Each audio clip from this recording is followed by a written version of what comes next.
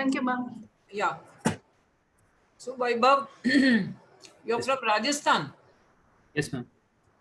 Roberts are from Uttarakhand, no? Yes, ma'am. But I'm from Rajasthan. You're originally from Uttarakhand.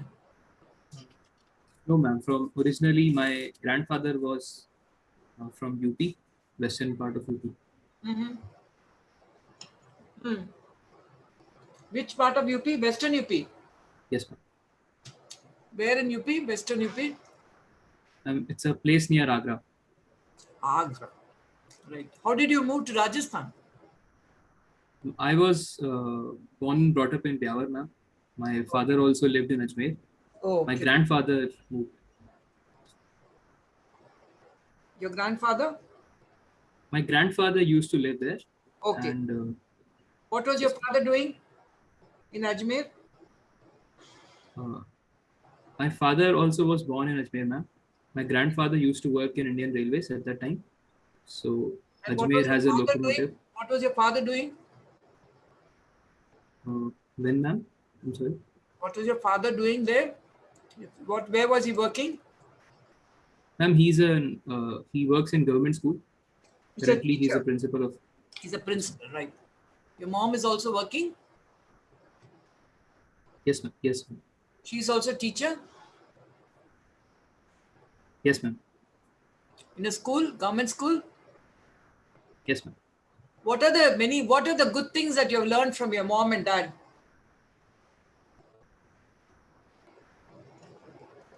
Ma'am, firstly, from my mom, I have learned that that devotion to duty is of paramount importance. I see her working day in and day out at her in a profession, at home, every time. So she's an inspiration in that sort. Uh, and from my father, ma'am, I have learned that he's a very generous person, and I have seen him throughout my life helping people. Uh, there have been many instances. I can take one where there was a student who belonged to a small village nearby Byawar, and he came to study there in the government school, but he was not able to find a place. So he was invited to our house. He lived with us, stayed with us for a month or so, and he went back. One day he came again, uh, and he wanted to give us something as a rent. So I remember that incident. My father said that you go on to become something, achieve your dreams, and that is my only. That is my What did he only. become? Ma'am, he's not in touch right now, Oh, so I'm not sure. okay. Right. Tell me about your early life as a young person. Yes, ma'am. Ma'am, I was born in Byawar, and I was schooled in St. Paul's School. It's a good school in Byawar. It's an English medium school. There we had uh, uh, a good education, I would say, CPSC based education. From then on, I moved to Kota for my 11th and 12th class. Thereon, I cracked IIT JEE examination. After that, ma'am, I moved to IIT BHU Varanasi. Where for my did you engineering. do IIT? Ma'am, IIT BHU Varanasi.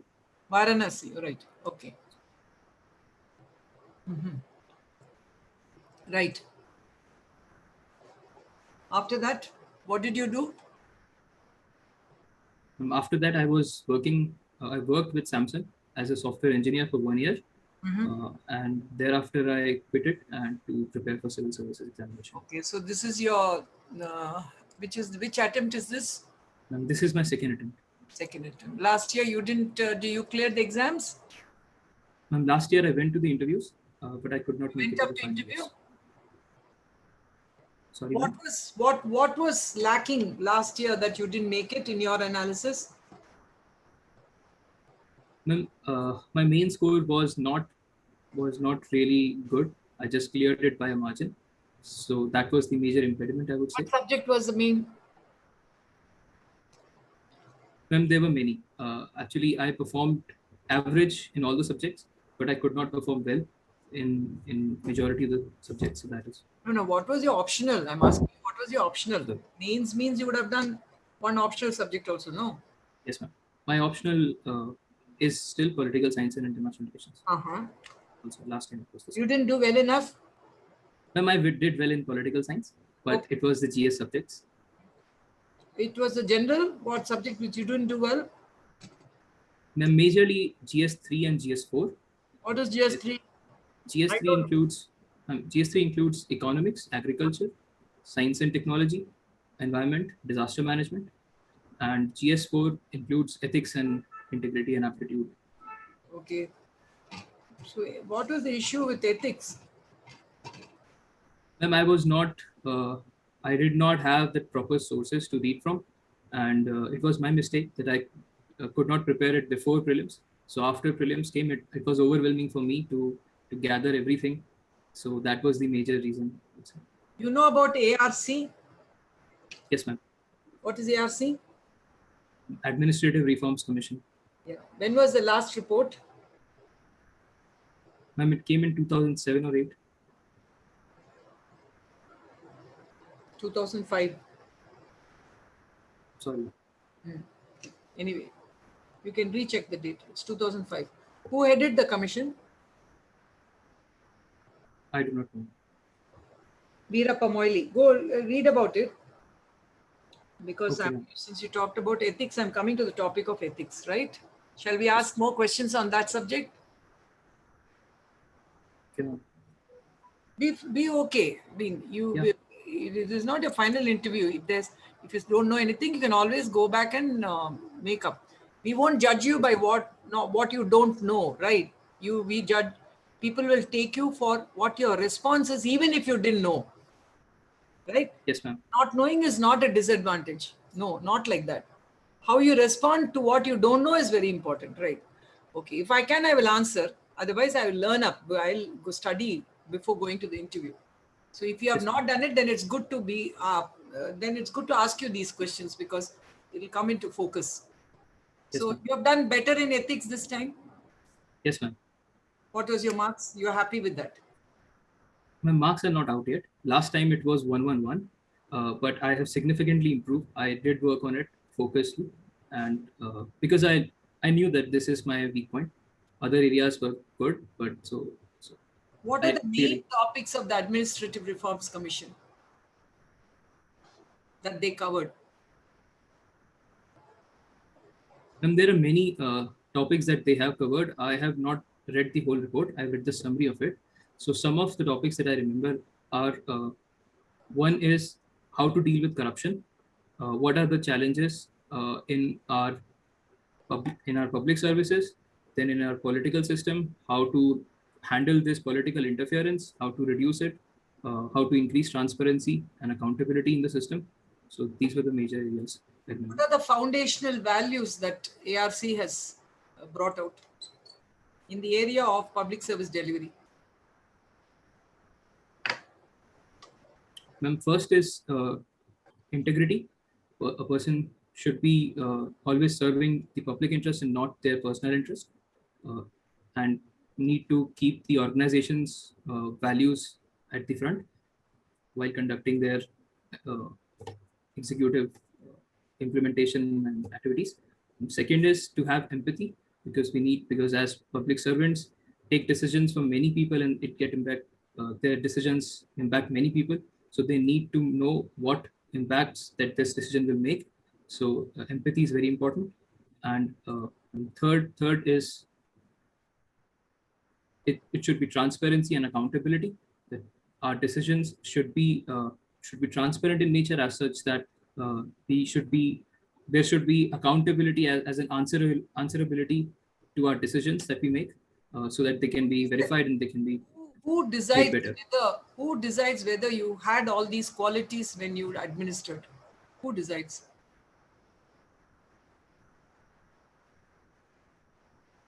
I'm not able to comprehend the question. Who decides means? When all these values you said are the important values that ARC recommended, and you probably have adopted all those qualities. But who is the person who's ultimately going to tell you that I'm happy with what you did? Whose judgment is important?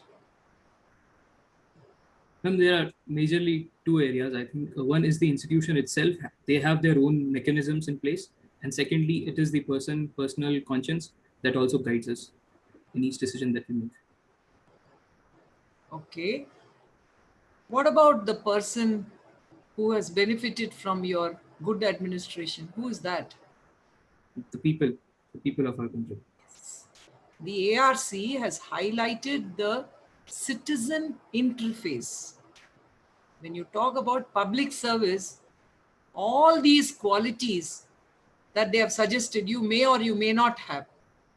But if you had it, the one person who is going to you're going to bring smile on the face of that person, he alone is going to tell you whether you answered your conscience or somebody else's conscience. Yes, ma'am. So I think you need to read a little bit more about this very important topic. There are every topic is important, but the thrust of this chapter on by the ARC was to focus on inclusive public service delivery. Inclusive public service delivery. What does it mean? What does inclusive public service delivery mean?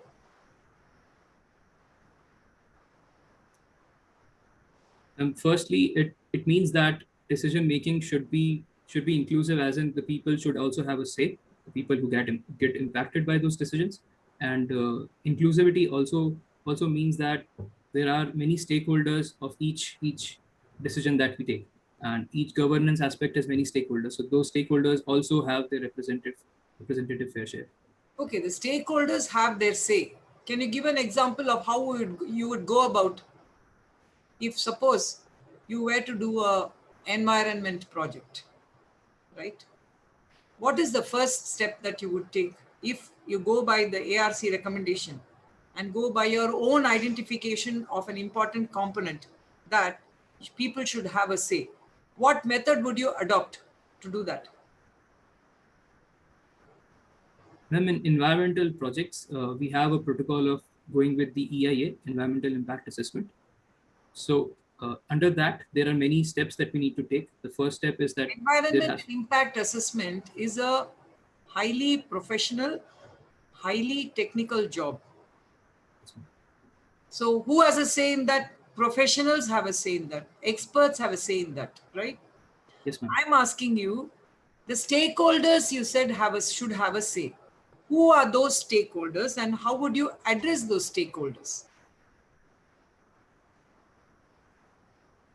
Then the stakeholders of every decision would be different in this case of environment. I think because these projects are usually done in areas where there are forest areas or hilly areas, or there are some sensitive areas there are. So Gram Sabha is that one mechanism that we take. We invite all the people. That's called community engagement, right?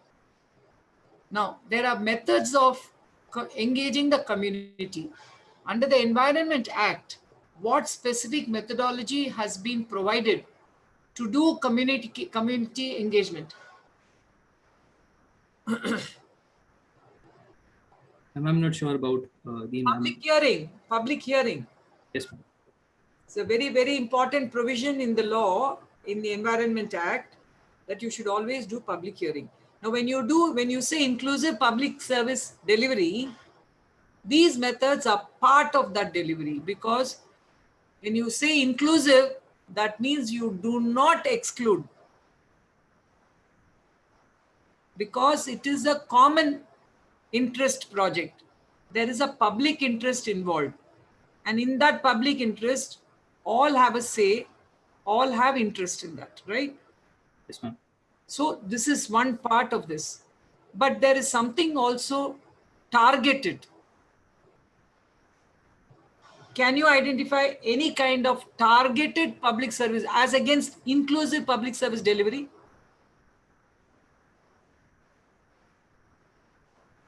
Targeted as in we identify the beneficiaries and then we deliver it to them. Any example? Ma'am, NFSA Act provides beneficiaries. Which one? The National Food Security Act. Yes. and there are many areas in which government provides subsidies. So that is also a targeting. PM Correct. Kisan scheme is a targeting. Exactly. Right. So when you do it, the ARC recommendation deals with both aspects. One is inclusive public service delivery. You identify 2 points.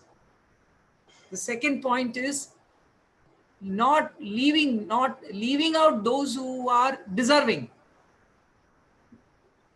Can you give me an example? I'm deserving. I'm Or not able. including those who don't deserve.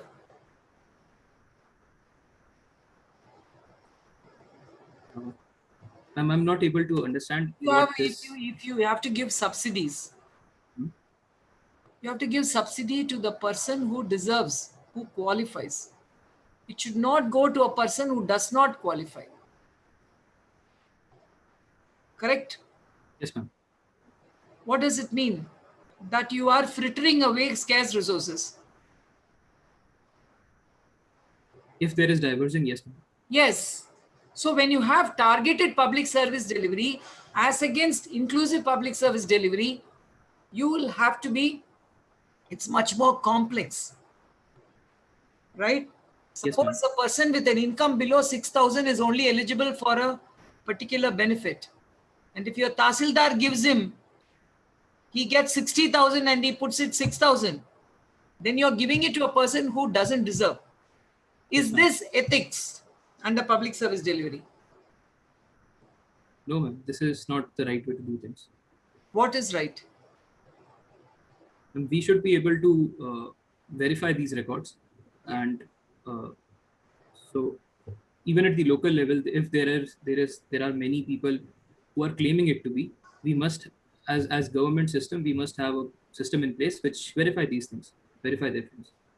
The ARC highlighted technology for transparent, accountable public service delivery, right? Yes, ma'am. Do you know of any example that has happened post ARC recommendation where digital technology has helped in bringing about inclusive public service delivery? Ma'am, first is the Aadhaar card. We are Aadhaar card, yes, ma'am. that is The targeted. Okay. That uh, is an entitlement. That is not a delivery. It is an entitlement for a delivery. That is the third category. You have general public good. You have targeted public services. Then you have entitlement for public services. If you don't have an Aadhaar card, you cannot get this service.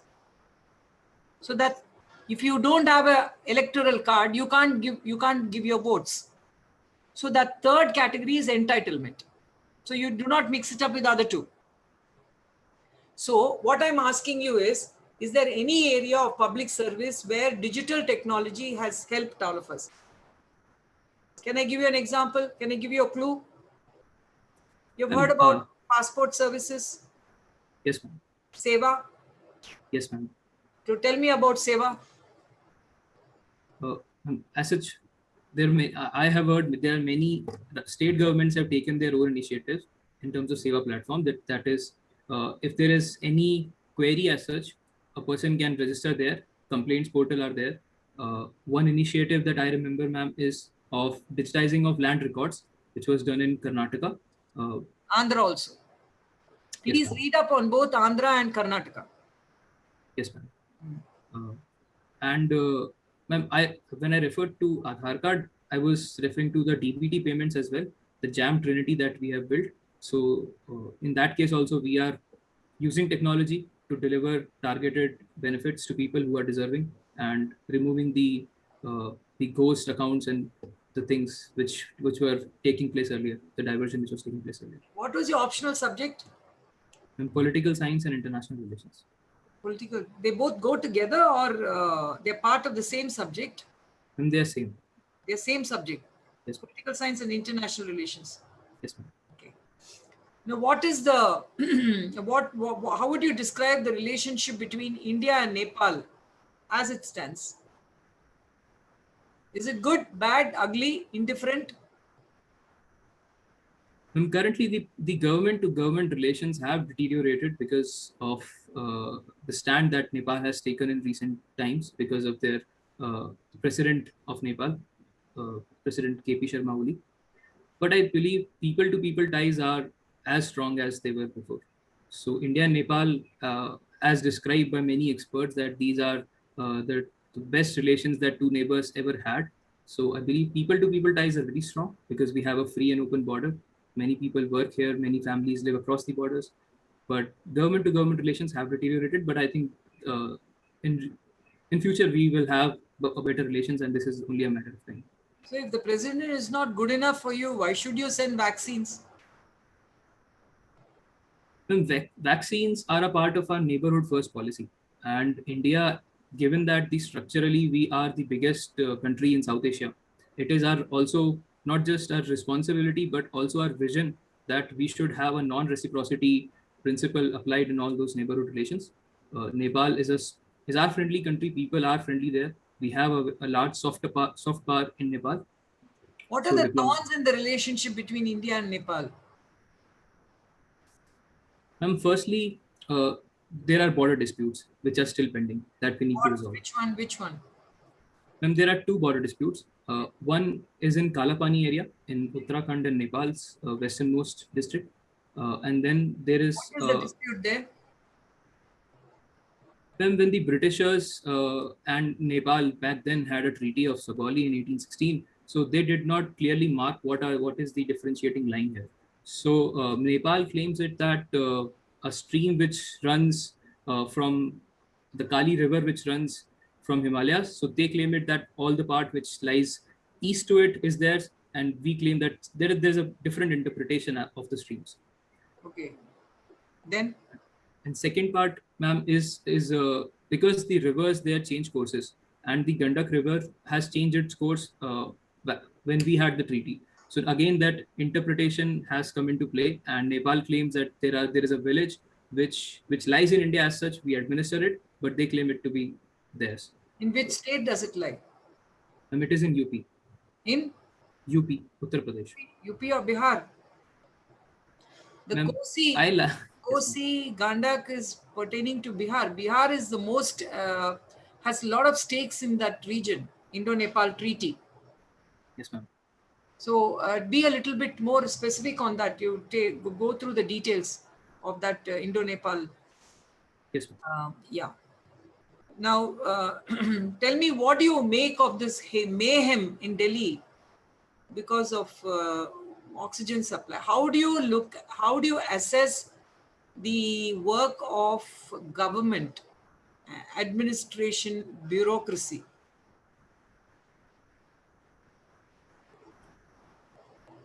Firstly, second surge was unexpected as such because we were not really prepared. It does show that this was unexpected. We were not really expecting, as our central health minister said, that we are in the end game, and this interview was in March. But that is wrong. That view was wrong, because any epidemic has a maximum of 5 phases, 3 to 5 phases. It will go and come back with reinvigorated, vigor. Yes, ma'am. Second wave already had happened in London. Yes, ma'am. Second wave had already happened in Italy. Like, we were not willing to face the reality, and we are wanting to say that we did not anticipate the second wave. Ma'am, what the preparation at ground level suggests that it was not expected. But we had our preparations done, but the scale that this has happened, this was unexpected completely. So I would say, ma'am, bureaucracy did perform well in the first phase, but they could not anticipate this. So there is this problem is there that we could not anticipate. Secondly, ma'am, as you rightly said, ma'am, Britain had its variant. So we should have better prepared that there could be variants which could be more potent, and we could have more number of cases. And what really has happened is that health infrastructure has collapsed because number of daily infections and number of recovery has had divergent curve. So in that sense, the total number of people who require care have increased so much that our health infrastructure is not able to cope up with it currently. If hospitals are hoarding oxygen so that in their own delivery of services in the time to come is not compromised, is that a violation? Ma'am, I am not aware of any legal implications of this, but ethically, I believe that they should be able to give help when it is needed urgently, because each life saved is very important. So if I have a surplus of 3 days, and if there is somebody dying in a nearby hospital, so I can give them for today and tomorrow. I can have my more backup reach to me in the course of time. If the neighboring states of Delhi refuse to send oxygen or permit oxygen passage to Delhi, what type of action would you call it? Ma'am, again, I'm sorry, but I'm not aware of any legal issue here. But because these things should be centrally controlled, and if states don't really coordinate, then this is a dent on our federalism, because we are part of one nation, and these things should not happen. Which We are the should. states which refused passage? When Delhi Chief Minister has said that Haryana had refused, and I'm not aware of any other state, but Haryana certainly has refused. There were two states which were involved, and both Ma'am, states were, so they since both states were BJP ruled states, they think it's a political decision not to supply passage or allow passage to Delhi. Would you subscribe to that view? There's politics in oxygen distribution. I really don't know if there is politics, but I believe that there should not be. If there are two BJP states which are saying that no, we won't allow passage to one non-BJP state, which is central to the country, then there's no politics in it. I'm sorry, I could not hear the question. If there are two BJP ruled states, which has a rule, which is also the centrally governed governing party, and these two states refuse passage of oxygen to a non-BJP state, strictly speaking, would you call it political or not? And if it was meant to go to that state and they did not allow it, so then there is certainly an issue of government to government They relations. did not allow passage. That means the oxygen was moving, but it was not allowed to move to its destination. Right. So destination is very clear. Is it political or not? It could be. There could be other reasons, but it could be political also. In this case, was it political? In this case, I'm not sure, because I really don't know about the facts, so I Would cannot you do comment. not know the facts? If you come for if you come to this extent for discussion, Vaibhav, should you Yes, not ma'am. know the facts? How much is Haryana suffering as compared to Delhi? Ma'am, I'm not sure You do your own Haryana's. analysis. You do your own analysis and come to a conclusion. Whether it was politically inspired, and therefore the Supreme Court intervened. I have not followed this issue, so I'm not so sure. Oh, you If should know. Supreme Court. This is all something that you should be in your grasp, in your fingertips. You should be. I will look at it by reading definitely. newspapers. You can avoid the question here, but you will not be able to avoid the question in the final interview. And please feel free to say what you have to say with appropriate reasoning. There's no problem at all. You can say, no, it was not politically inspired. All right. What about the CAA? What does it stand for? Citizenship Amendment Act. Yeah. What are the provisions? Controversial provisions. The controversy it created was that we allowed citizens of our neighboring countries, 3 neighboring countries, Afghanistan, Pakistan, and Bangladesh, and they were the religious minorities of these countries. And if they had come to India before 2014, we would give them an expedited citizenship. Before So before 2014, 2014. yes, ma'am. Yes. Mm.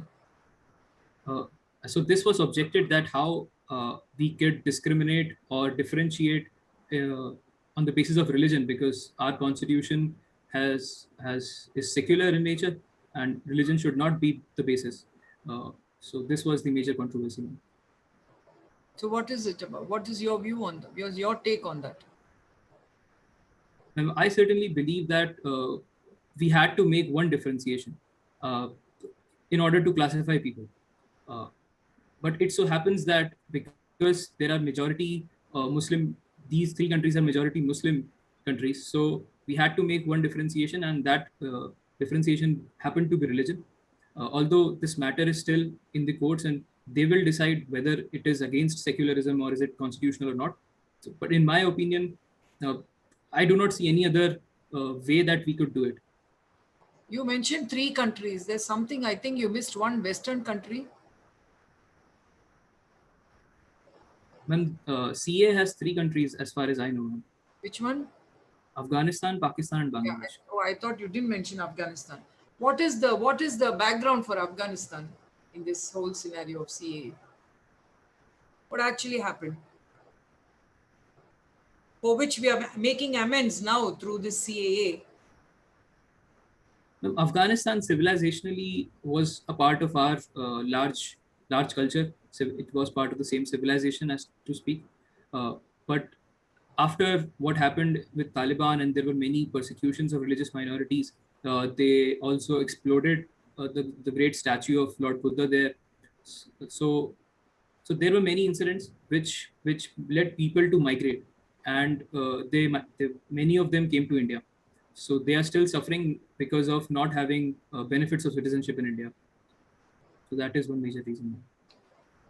What was the major political decisions that has been implemented with reference to Jammu and Kashmir, and can you give the contour of that? Ma'am, on August 5, 2019, we made a change in our constitution with the use of Article 367. We made that interpretation of Constituent Assembly of Jammu Kashmir, which could make any changes to Article 370, now is to be read as Government of Jammu and Kashmir, which at that point of time was Lieutenant Governor. So we decided that now Jammu Constitution Article 370 would be scrapped and it would no more be applicable. Along with it, Article 35A was also removed. So Jammu and Kashmir was made equivalent to any state of India. This was the major decision that we took. And we also reorganized the state now. Yes. What were they? What was the reorganization? And we divided the state into two union territories, one with a legislative assembly of Jammu and Kashmir, the other with a simple united union territory under centrally governed rule of Ladakh. So you have which one with legislature, which one without legislature? And Jammu and Kashmir has legislature. It is not yet implemented. Who's the governor now of both the places? Lieutenant Governor of Ladakh? I'm sorry, You're not last. Yes, ma'am. I know the last one, ma'am, of Jammu and Kashmir, but I'm not aware of the current. Who is the Jammu and Kashmir governor? And the previous governor was Dr. Satyapal Malik, but now I'm not aware. Okay.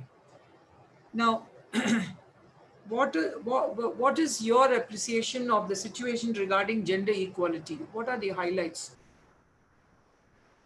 in India? Is it a gender equal society? Certainly, it is not. There are many discriminations and I would say inhibitions that come across due to gender in our country. Gender equality has increased in many areas. For example, education, we are seeing that more girls, child are getting better education. Well, and even in terms of employment, there is a certain increase. We are able to provide them with good employment, but our female labor force participation rate has declined over the years. So that is one major issue that we need to make sure that our gender that there should be no discrimination of income and of ability to provide for themselves Do you based think on gender. right to life is a constitutional right of right to life is Yes, applicable ma'am. to both men and women, and there is equality in that? And certainly, constitutionally, there is an equality. There is equality between men and women in the right to life, in the area of right to life. Ma'am, practically, still there are practices which are being followed. Female infanticide does happen in our country. There is sex selective abortion which Female take place. infanticide. You said female infanticide. I'm talking about right to life, right to be born. Ma'am, yes, ma'am. So sex selective abortion also take place still. So, What is that called? ma'am, feticide. Feticide. Feticide is the indicator of the prime indicator of gender inequality. Yes, ma'am.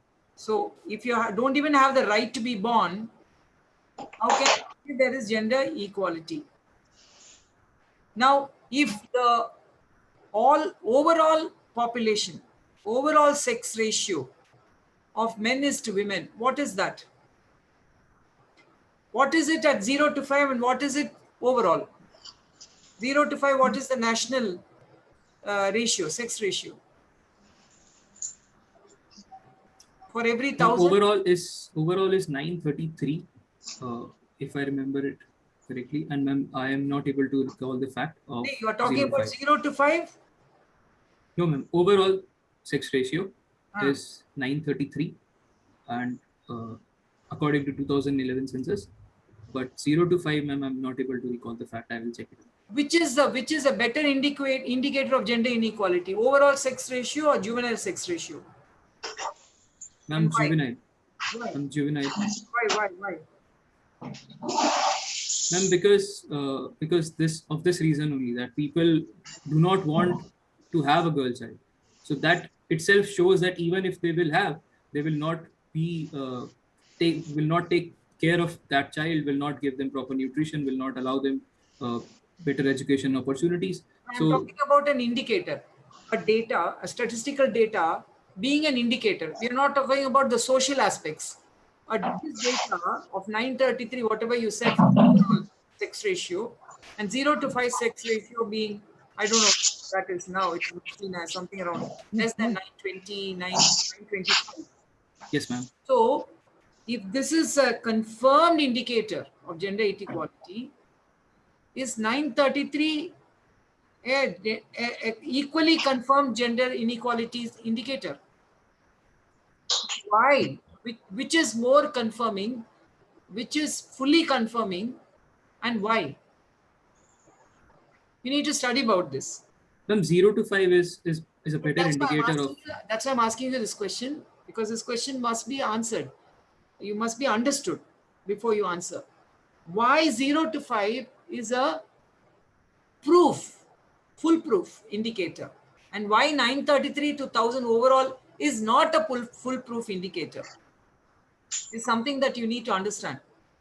And basically, what I am able to understand right now is that it contains the entire population. What 933 shows is the entire population, but 0 to 5 shows what it is happening right now. So that is also one factor. See, 933 takes into account migration. We are a patrilocal society. What is patrilocal? Then where the female moves to the house Of the husband. Yes. Right.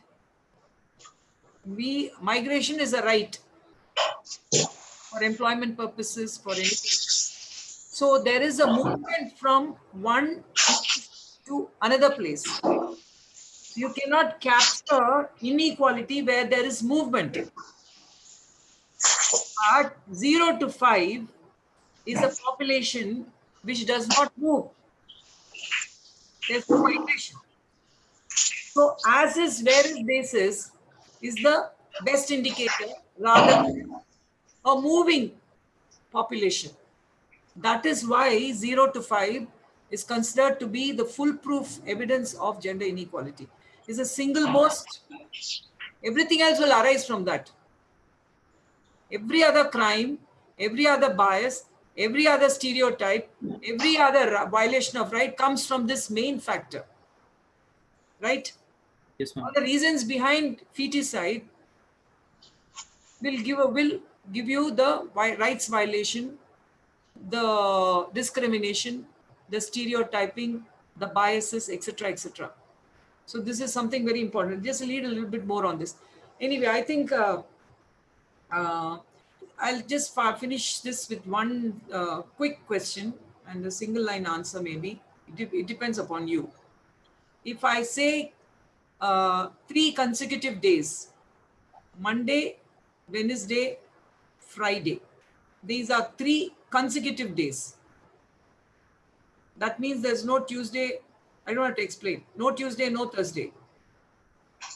What could this mean to you in terms of time frame?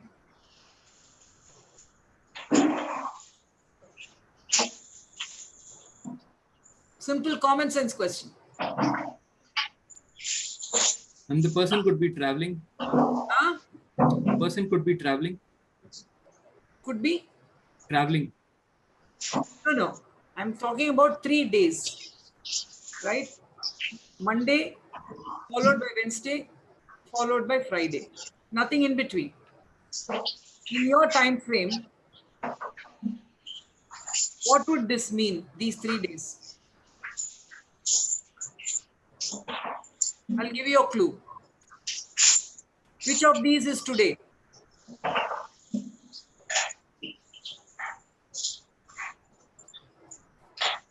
As of 24th April?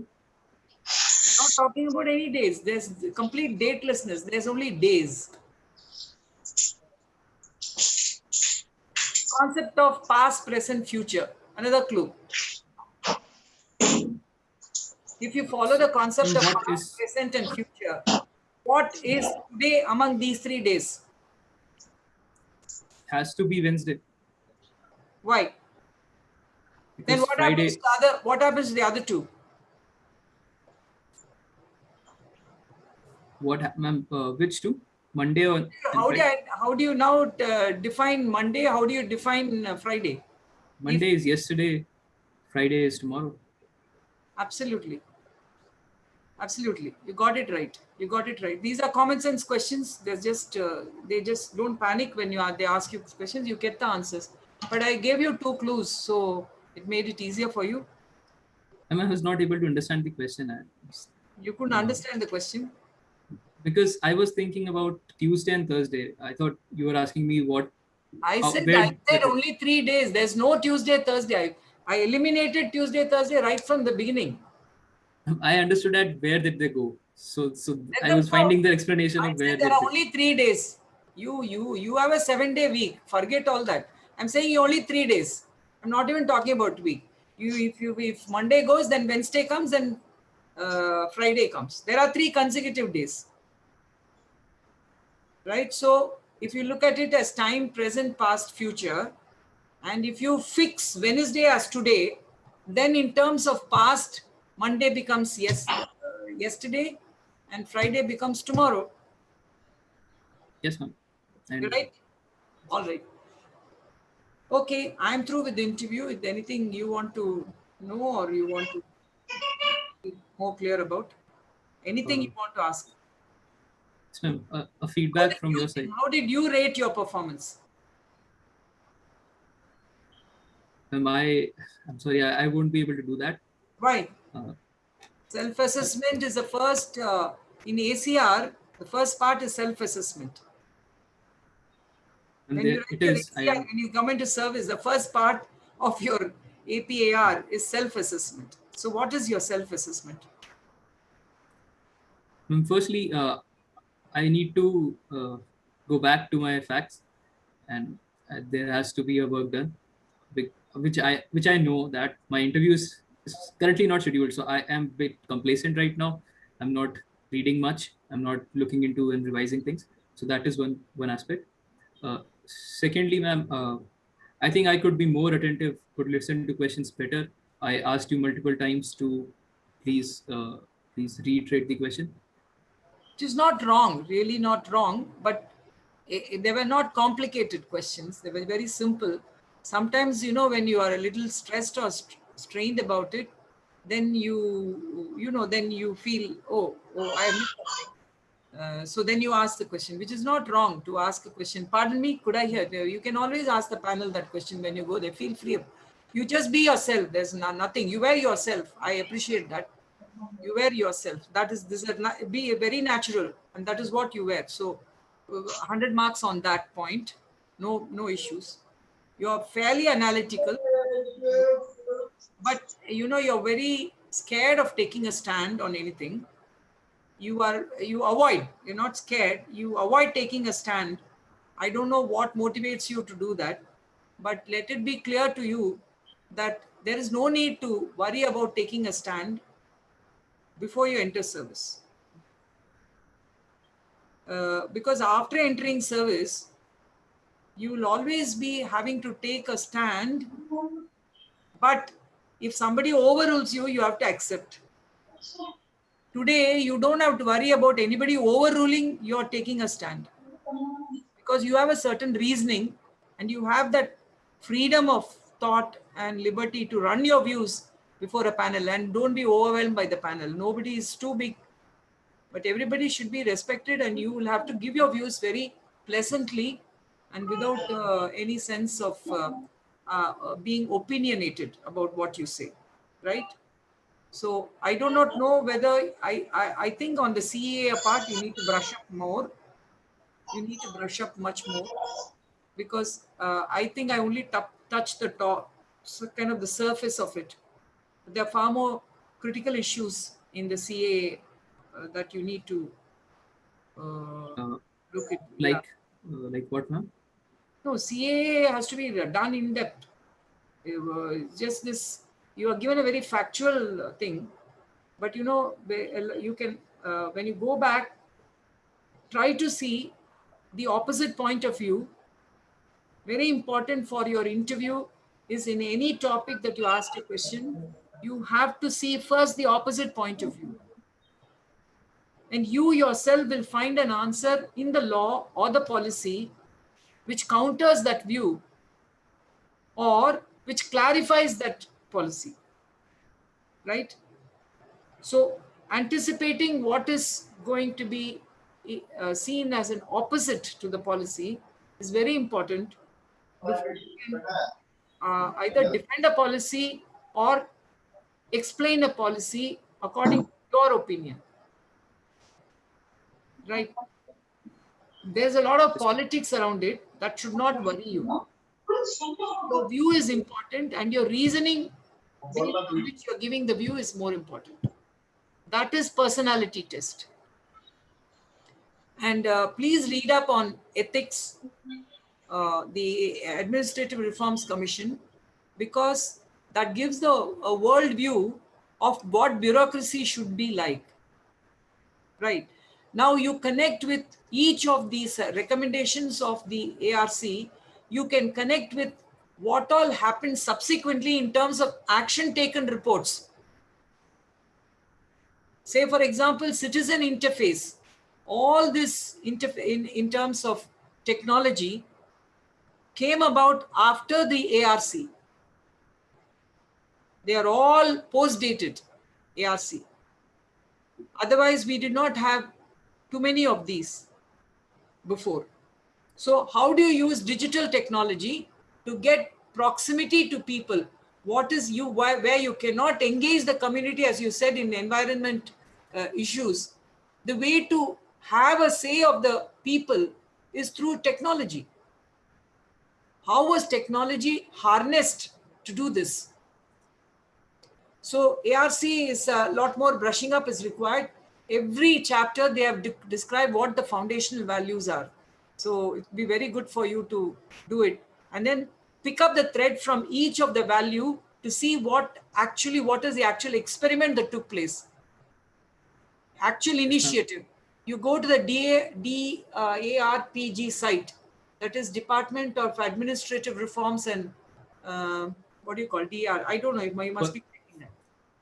DARPG. There's a site in which you have all these initiatives.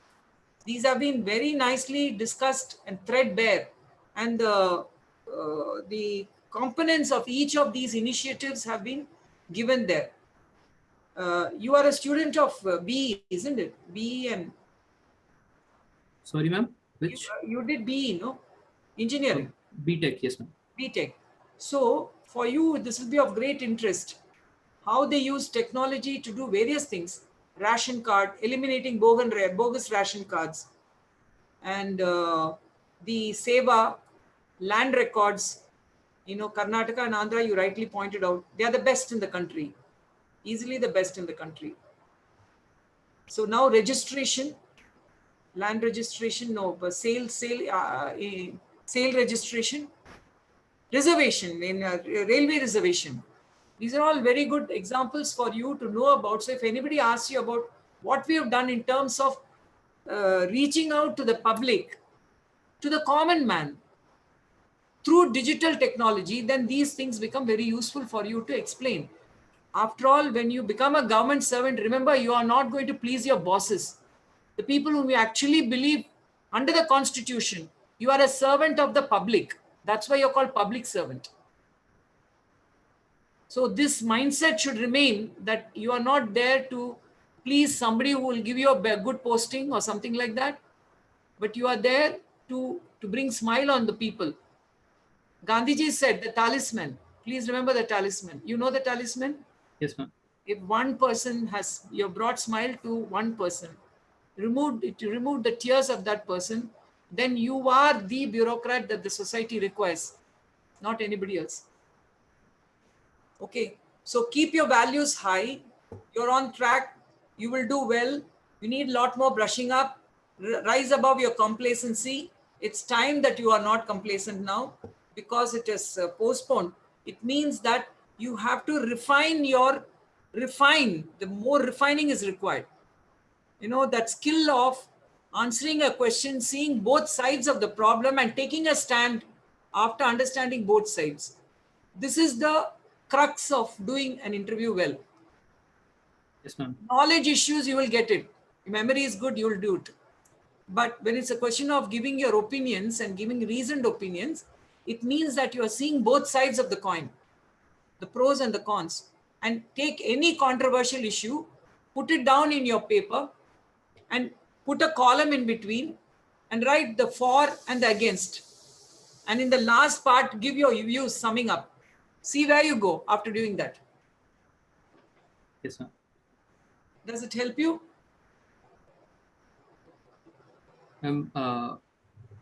I usually do it when I analyze anything. I usually do look at the positive and the negative aspects of it. What are the counter arguments to one beneath question? On CA question, I think you are referring to if I'm right, I think you are referring to what the apprehensions and the protests that took place. Yes, you have to take that into account. When you speak also, you have to say these are some of the, even the farmers' agitation. You know, you cannot divorce them from politics. There may be political views which Kumbh Mela, everything has got politics. Where is the no politics? It's politics even at home. That's not the issue. You have to segregate the main concerns for public good. What is going against public good? You have to identify that concern and see it without politics. And then say, politicians may say something, bureaucrats may say something. But this is a criteria for public good. This should not have happened, or this should have happened. This is why CAA is justified. This is why CAA is not justified. This is why the farmers' law is justified or not justified. So you have to segregate that concern, which is somewhere hidden there, but all the politics is kind of covering it up. So you have to, it's like peeling an onion. You get to the core, analyze the core, then you get the answers. It's peeling. The peeling is important. You have to peel, not peeled enough to see the core. All right. So, Thank you. God bless. I have a question now. Yeah, If please. there's time left. Ma'am, if you could just take a look at my DAF and my hobbies, and if you could suggest what things that come to your mind, it might be really helpful for me. About what? Because Your profile. yes, ma'am, my detailed application form. If No, I have seen it. That's why I asked you these questions. Anything in particular? Okay? I didn't ask you about your extracurricular activities. I on hobbies, because I have written last time, I did not mention this. This was in some other way mentioned. Following international media discussions on India. wait. Let me come to that. Just a second. I'm not able to get there. Okay, just wait. Okay, national rank 7 science Olympiad. First rank group dance. Wow. You can be asked some question on that, I'm sure. A special mention award. Keep this in mind. They may ask you about what was the competition about, what is the topic or whatever like that, and the importance of BHU, Banaras Hindu University. Yes, ma'am. Try to see the history of it. Yes, ma'am. Then Samsung, South Korea. If you have done international relations, read a little bit more about South Korea uh, in terms of India South Korea relationship, how they handled COVID, some of those issues, and what they mean in terms of trade with India is another other issues that you can think about. Yes, ma'am. Following international media discussions on India, what is that? Acha, you are now playing into their hands. If you say following international media discussions on India, then you will have to be a lot more thorough on international issues, although it's one of your subject. Ma'am, I am also opting for foreign service as my first preference. So anyway, Yeah. I can see that. So, in Indo-Nepal, I think you did fairly well with that question on Indo-Nepal. But then the SARC context, you have to see that in the SARC context, right? South Asian, Maldives, the up and down relationship in Maldives, uh, and how China is kind of penetrating into these shores uh, at terms in terms of comparative advantage. It's a loss to the countries. How is it doing it? The modality must be explained, understood. That on terms not on equitable terms, right? In terms of they're literally pawning away their souls, right? In Maldives, we were supposed to get a police academy, training academy, and I visited the island. Everything was decided. I got the money for the Maldives academy, and one fine day, China took away the whole thing. And China set up its training academy, police training academy. So this is how, and they did it. We were giving it completely free of cost. Entire money was coming from our budget. But then the government changed, and then they allowed China to step in the very same area where we were supposed to bring a police academy. how? Those are all part of geopolitical these questions that will come up.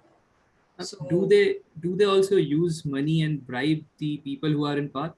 Because I feel do so. they use? Do they bribe people who are in power? They just buy the leadership, and I that's don't how know they get about. things done. I wouldn't know about that, but China is a dominant player in the SARC region with a focus of anti-India. Right, that point, Pakistan is already there. Yes, They ma'am. are moving into Bangladesh. They have moved into Sri Lanka. They have moved into Maldives. Right? They are Yes, ma'am. controlling the seas. So it's actually a kind of circumscribing our influence in many ways. With the expansionist, they're already hitting us on the borders, Ladakh, Arunachal Pradesh.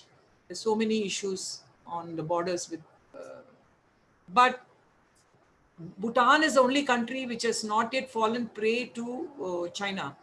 When I asked you what are the thorns in the relationship between India and Nepal, is because they completely Maoizing Nepal, as if Yes, ma'am. Nepal didn't require to be Maoized, right? Yes, ma'am. The Naxal corridor is actually extending up to Nepal, right? The red corridor. So Nepal is now fallen into the trap of China. Bangladesh is slightly better than Nepal because there is a very good understanding between our government and this government for the last, say, 10 years, and there is a political watershed there. So we have been because of Mujibur Rahman, those things have come about. So this part has to be. Lot of questions can come on elections. I didn't ask you. You can the election related questions about what's wrong, whether criminals can come in, whether they should be debarred, whether whether they should declare how much of money they are contributing to a party, and whether election commission did well in these elections by not enforcing congregation, mixing up of people. All these things can come about. Yes, ma'am. So the election questions also will be very important because we are in a season of elections now. Just finished now West Bengal, and then you will have more after that. I will look at it. Okay, thank you very much. Thank you, ma'am. Bye. Good luck. God bless you.